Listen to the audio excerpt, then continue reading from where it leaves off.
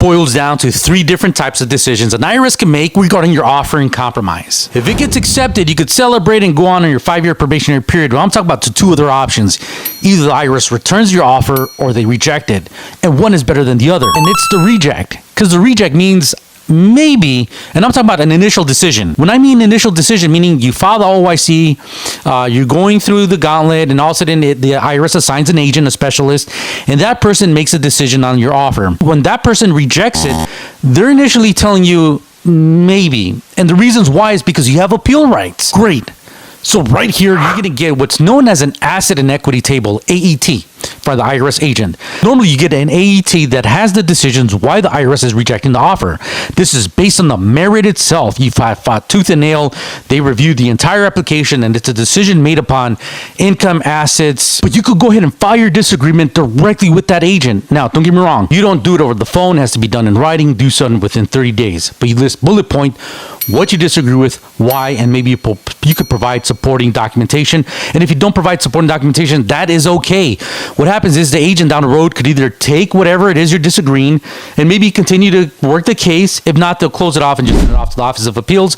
Where down the road, you could deal with the Office of Appeals and a different agent. The different agent has a much more independent approach because it's from the Office of Appeals. But let's go back to why the IRS could return an offer. And you do not want that. And it is much easier to remain in compliance and not have the IRS return the offer. The reasons why they could return it could be various, but you could prevent it. Getting returned is the worst possible thing the IRS could do with your offer in compromise. That means they didn't even bother looking at your stuff. They didn't open the envelopes. They didn't review the stuff. They didn't call the power of attorney. They didn't call you up. Nothing. And there's nothing you could do about that. The reasons why I say it's easy is because it's things that you should be doing automatically now. The things about it I'm talking about is just remain in tax filing, tax paying compliance.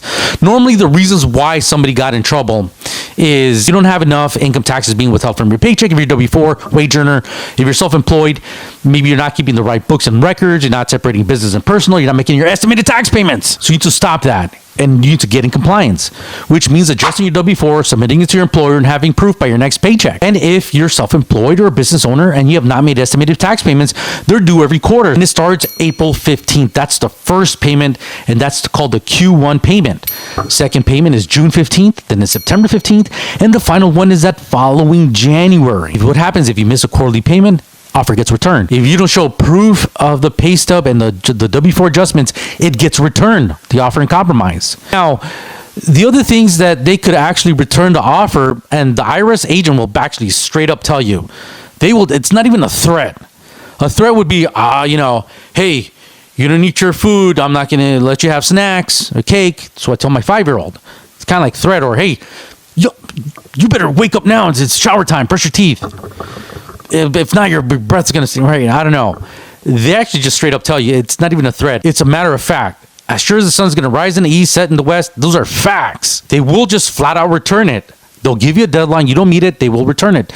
They tend to be less flexible on compliance issues. They're right now negotiating a tax debt, a forgiveness program.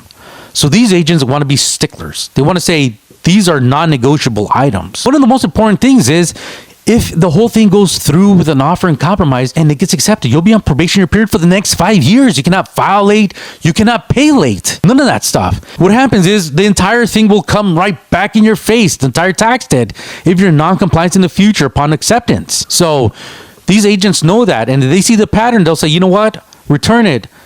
And if you get back in compliance, maybe you can file another offer in compromise in the future. We could consider at that point in time if you're in compliance. But right now, it's not going to work out.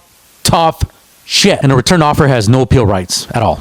You cannot appeal it. You cannot say, hey, I disagree with the decision. Let me go to the office. Nope, it's just returned. Continue to remain in non-compliance, and maybe some of the other programs still may not work. Not one of the other, tax relief programs. So getting compliance is a very important step. Very important.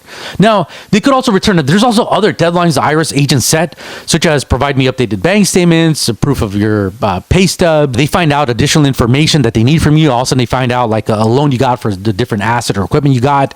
They want to get the certain details, who, what, when, where, why did you buy it? What's it worth now? What's the encumbrance, the loan amounts?